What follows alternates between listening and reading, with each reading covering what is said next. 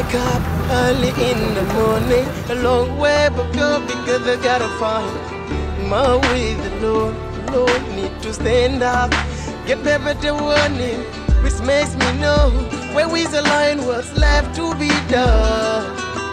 Li lay bolé ci lépp li tax ba duñ la fàtte yaa koy liggéey ay nelaw du la ko may li lay jox nga def fépp fu ko kenn dul xam.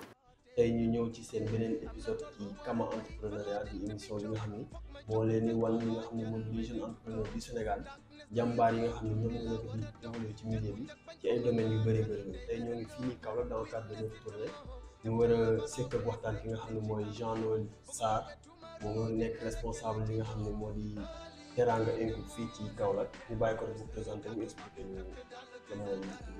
jërëjëf merci beaucoup maa ngi leen nuyu di leen sant di leen gërëm aussi ci passage bi ngeen def fii Kaolack ak Kaolack xam na ne dëkk la boo xam ne y a énormément de choses intéressantes qui s'y passent surtout ci wàllum xëyu ndaw ñi particulièrement dans l'entrepreneuriat donc muy opportunité boo xam ne yéen peut-être di ngeen mën a saisir ngeen ko sax justement parce que gis ngeen pertinence bi ba mun a ñëw rencontrer l'écosystème local et mun a saafonteeg ñoom xool nan la ñuy doxalee muy une première nag vraiment parce que aussi maa ngi leen ci gërëm ci loolu parce que la plupart des organes de presse ak des structures des médias c'est vrai on en a ici à Kaolack mais ñu ci bëri ñu ngi Dakar et puis ils sortent pas alors qu'il y a énormément de bonnes choses qui se passent dans la zone centre et on aimerait davantage qu'il y ait des organes comme les vôtres comme la vôtre qui sortent pour ñëw vulgariser ce dynamisme là man nag maa ngi tudd Jean-Noël Waly Sarr je suis le responsable du programme Teranga Tech Incub de l'ambassade de France au Sénégal ici dans la zone centre muy programme boo xam ne ambassade de France avec ses collaborateurs comme Alliance française wala le réseau des instituts ñoom ñoo ko mettre en place pour mun a dimbale ndaw ñi nga xam ne dañoo yore ay projet bëgg seen projet yi nekk loo xam ne dafay daal di am réussite donc ñun ñu nekk fii au niveau de Kaolack pour couvrir toute la zone centre merci. est-ce que nan nga leen naka ngeen di jàppalee ndaw ñi nga xam ne ñoom ñoo bëgg évoluer dans le milieu de l'entrepreneuriat est-ce que da nga leen di accompagner de manière méthodique ci formation ci financement naka la exactement. Ouais, effectivement merci beaucoup bon déjà ce qu'on dit au niveau du programme c'est déjà on vous donne un cadre de travail un espace boo xam ne ndaw si intéressé ci programme d'incubation bi ak ñi nga xam ne dañ leen ciblé pour accompagner leen donc ñooñu il peut venir à tout moment au niveau de l'espace d'incubation comme ni ngeen ko gisee tout le matériel tout l'équipement est là pour ñoom ñu mun a am le possible pour mun a liggéey accompagnement boobu nag d'abord aussi c'est sur la base intérêt bi nga xam ne moom la ndaw bi accordé boppam mais accordé projet parce que am na ñoo xam ne dañuy am projet yaakaar ne xëy na projet boobu noonu wala xalaat boobu noonu sax balaa muy doon projet gum xëy na xalaat boobu noonu yaakaar ne du dem wala ainsi de suite donc soo ndaw si su ñëwee borom su ñëwee ak idéem ñun dañuy fexe ba organiser ko de telle sorte que idée boobu noonu mu génn ndànk-ndànk di nekk loo xam ne dafay nekk réalité mais aussi ci kaw ñu def benn genre appel à candidature parce que nag du ñëpp la ñu mën a jël dañuy def benn appel à candidature boo xam ne tous les 6 mois appel à candidature boobu day génn su génnee ñu daal di recruter ci wàllum industrie culturelle et créative ak ci wàllum économie verte donc ñaari domaines yooyu nga xam ne c'est des domaines qu'on a ciblés ici dans la zone centre et qui calent avec l'esprit bi nga xam ne mooy organisation bu ñu loger mooy esprit alliance parce que alliance ku ko xam nga ne ci wàllum culture lay mos a yëngu donc beneen bi aussi on se base sur le bassin arachidier donc on sait que tous Kaolack est au cœur du bassin arachidier et que justement en fonction des opportunités d'agriculture qui existent donc ñu ne daal ñaari secteurs yooyu foog ñu positionné ci pour mun a accompagner les jeunes porteurs de projet teg ci nag ne projet yi dafa war a am une forte connotation digitale parce que comme ñu ko ñëpp xamee on est dans l'ère du numérique et donc il est fortement important que les solutions qui vont être mises en place ou qui seront mises en place par les porteurs de projets que ces solutions-là aient une forte connotation numérique une forte portabilité numérique pour aussi mun a gën a accompagner innovation yi xew au niveau mondial parce que c'est des solutions qui certainement seront utilisées partout à travers le monde. Teranga Tech Incub mën nañu xam depuis kañ la commencé di évoluer dans le projet. Merci beaucoup pour la question. Teranga Tech Incub alors mu ngi commencé depuis 2019. Il y a de cela 2019 dans sa première phase c'était avec le consortium c'est-à-dire un ensemble d'acteurs accompagnateurs qui sont à Dakar, qui sur la base de partenariat avec l'ambassade de France, ont mis en place le programme qui a fonctionné pendant 1 an, 6 mois, 1 an et demi. Et donc, ça a permis de pouvoir observer l'intérêt qu'il y a de mettre en place ce programme-là dans la zone centre, de voir le potentiel en termes de portée de projet, en termes d'intérêt pour la population.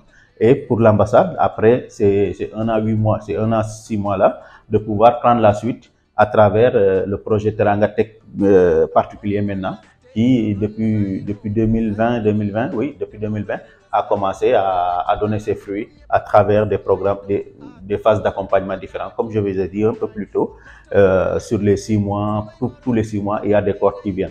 Donc, c'est un programme qui, depuis ses débuts, a suscité beaucoup d'intérêt et a mobilisé les jeunes pour qu'ils puissent retrouver davantage les possibilités d'être accompagnés.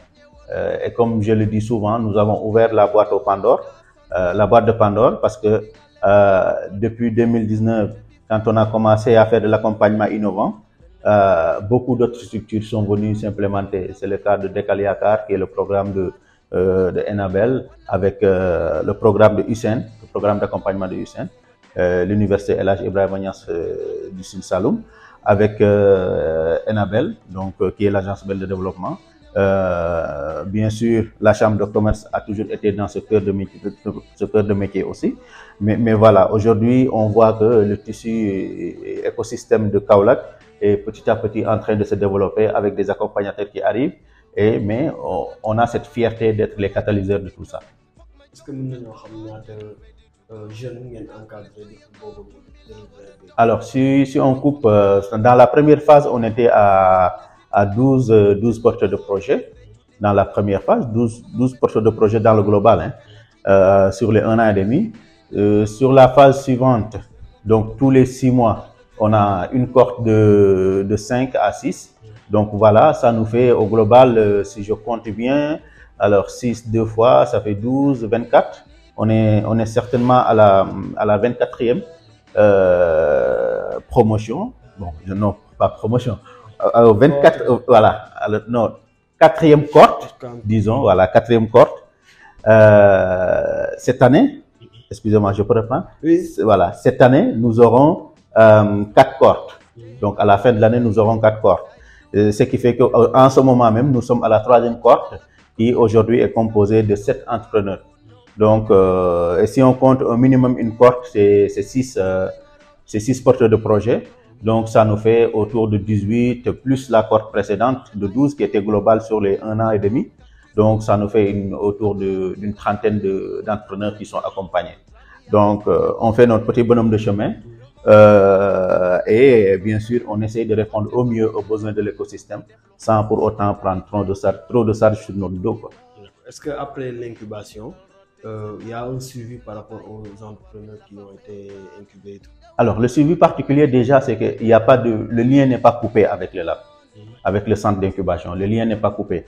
On cherche toujours à les accompagner dans nos activités, à les inclure dans nos actions. C'est-à-dire qu'aujourd'hui, c'est des entrepreneurs qui seront sollicités pour des services particuliers, des services print, d'impression, si c'est ce qui se trouve dans la communication digitale, des services de conception. Je pense tout de suite à Bicom, qui nous a accompagnés d'ailleurs lors du dernier événement phare qu'on a, c'est-à-dire les OK Awards. On les consulte aussi pour des formations, des ateliers de formation. Ils viennent, ils animent parce qu'ils ont c'est des entrepreneurs qui ont une expertise certaine et avérée. Et donc, du coup, on continue à avoir le lien avec eux. Mais aussi, d'autre part, nous les permettons de capitaliser davantage à travers le réseau, nos réseaux de partenaires qui, un peu partout à travers le monde. Parce que, voilà, on est accompagné par l'ambassade de France qui nous donne énormément de facilitation pour pouvoir permettre à ces entrepreneurs-là d'acquérir le plus possible de marchés et de toucher le plus possible de collaboration à travers le monde. Donc, oui, l'accompagnement continue, mais peut-être que dans ce sens-là, elle se fait en dehors des murs. Mais voilà, on continue à garder le lien avec eux, on continue à les accompagner, à les orienter à travers toutes les opportunités qui existent et qu'on peut saisir. D'accord. dégg naa sax ngay wax OK Awards lan mooy OK Awards. OK Awards alors c'est un événement phare qui a été si nga dëgg dëgg la alors OK Awards nag mu ngi benn terme la xam nga nit moom bu defee lu baax yenn saa yi ngay waxtaan ak sa gars yi sax nga ne leen bu affaire yi jàllee rek nga ne leen OK nice xam nga OK boobu soo xoolee le O dañ koy jël mu doon original le K Kaolack quoi donc mu daal di doon concept boo xam ne dañuy ne OK mooy l'original Kaolack quoi mooy ki nga xam ne il investit et s'investit dans les actions de développement de sa ville. Et donc, on cible des personnalités, on cible des entrepreneurs, on cible des organisations de développement, on cible des organisations semi-étatiques, hein, et on les accompagne, on les donne des trophées. Nous donnons des trophées pour nous dire vous êtes des originaux, vous êtes des Kaolackois purs, parce que vous investissez davantage dans le développement, dans l'entrepreneuriat, dans, disons, vous souhaitez que le tissu économique et social soit le plus performant possible. Donc, moi, depuis que première édition, c'était en 2021. Deuxième édition, très récemment, le 9 décembre passé. Et ça a connu du succès comme d'habitude. Et puis, voilà, on essaye le plus possible de décerner des reconnaissances aux acteurs de développement et aux entrepreneurs dans la région. Donc, nous avons aussi sur nos partenaires, tels que l'ambassade de France qui appuie ce programme-là. Je pense qu'on a déjà fait le tour et on approche la fin de l'émission. Vous avez une question que vous voulez soulever alors que je n'ai pas posé. Vous pouvez développer. Waaw, peut-être rek di gëna léral ni Teranga Tech Incube, c'est un réseau d'incubateurs qui se trouve au Sénégal. Vous pouvez aller à Saint-Louis par exemple, l'Institut français de Saint-Louis, Teranga Tech Incube est là-bas. Si vous allez à Ziguinchor, je fais le saut parce que aussi on est à Gambie. Si vous allez à Ziguinchor, à l'Alliance française de Ziguinchor, Teranga Tech Incube est là-bas. Si vous êtes à Dakar aussi, Teranga Tech Incube est là-bas au niveau de l'Institut français de Dakar. Donc, en plus maintenant d'être basé en Gambie, ce qui fait qu'on est sur le réseau sénégambien. Muy opportunité boo xam ne rek dañ koy jox bépp ndaw Sénégal fépp fi ma lim noonu boo ci nekkee rek région boo ci nekk ci région yi ma lim noonu mun nga am accès au programme Teranga Tech Incube qui va te permettre de réaliser ton rêve, de réaliser ton rêve de projet d'avenir. D'accord. Donc si vous avez un message pour lancer à l'endroit de la jeunesse, lan lay doon. Waaw di leen gën a ñaax rek ñu gën a am pas-pas, ñu gën a am persistance ci li nga xam ne moom mooy seeni projet, moom mooy seen avenir. Parce que seen avenir ñoom ñoo koy tabaxal seen bopp. Mais pour tabax ko aussi fokk li nga xam ne moom mooy tourner autour de jeune boobu noonu. ñu fexe ba loolu ñu gëstu ci xam ci donc mu nekk lu am solo maanaam maîtriser sa écosystème donc ma leen di ñaax rek ñuy gën a génn di gën a dem ci ndaje yi rencontre ci événement yi di gën a déglu écosystème bi xam lu muy wax ci la ñuy mën a saisir opportunité yi nga xam ne moom moo ci nekk donc di leen wax encore une fois yoon yemul ci benn il faut essayer puisque l'entrepreneuriat c'est une somme d'échecs donc il faut essayer jusqu'à ce que vous parvenez à réaliser votre projet et aussi sachez que Teranga Tech Incube sera à vos côtés pour vous accompagner sur tous vos processus de projet, de réalisation de projet. Merci. Nous les remercions déjà de la disponibilité et tout, et de nous avoir accordé cette interview. Di leen sant di leen gërëm yéen ñi seetaan ñi nga xam ne mooy Kama entrepreneuriat fii ci Kor Kama tey ñu doon recevoir ñi nga xam ne mooy monsieur Sarr ci Teranga Tech Incube nga xam ni mbir la boo xam ne day encadré li nga xam ne mooy jeunes yi nga xam ne ñoo bëgg a évoluer dans le domaine de l'entrepreneuriat ci mbir yoo xam ni soxla nañ ko surtout dans le domaine du digital et du numérique muy affaire yu am solo yoo xam ni les jeunes dañ leen war a inciter à ce que ñuy entreprendre mais aussi dañ leen war a former encadrer leen de telle sorte que à chaque fois bu ñu jëlee décision évoluer ci milieu boobu ñu xam fan la ñuy jaar naka la ñuy def ak naka la ñuy doxee ba mën a àgg fi ñu jëm kon tey loolu lañ leen indiloon ci Kama entrepreneuriat di leen sant di leen gërëm ci teewlu bi di leen jox di daje ba beneen yoon ak beneen jeune entrepreneur jaa ngeen jëf. Fight say I come, but pef to dope, cactus light na day. Avance bi nga jëloon war a break life. Contrat bi yaa ko signé woon bëre ci des. Revanche bi nga diggé woon daa son sa knife. Bul fàtte bor bi nga leboon jógol def lu xees. Jant bi feeñ toon